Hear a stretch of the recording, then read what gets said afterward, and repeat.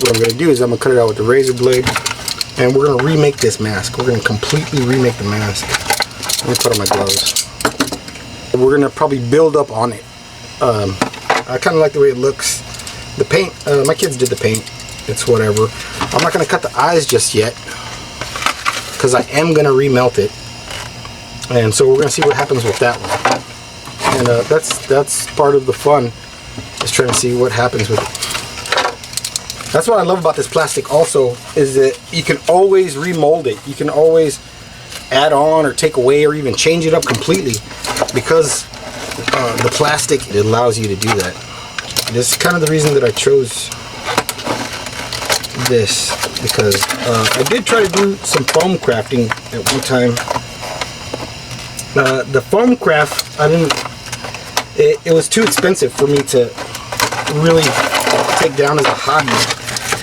You know, like I don't want it to cost me an arm and a leg.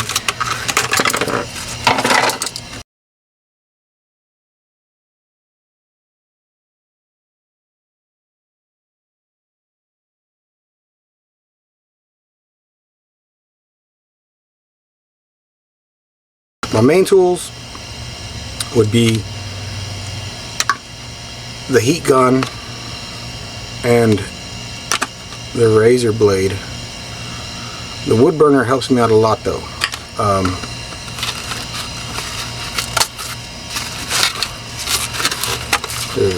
I've been able to use it, put like a lot more detail in my work from just this one tool. It's a cheap tool. It's not crazy expensive or hard to find.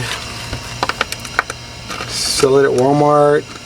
I've seen it at Hobby Lobby, and they're about the same price, about 16, 15 bucks. The wood burner does come in very handy. This is a detail tool. This is for more if you're making seams or buttons or stuff like that. Like this can also like weld the plastics together. Like if you're trying to like add on, and you can weld, kind of plastic weld it together, I guess.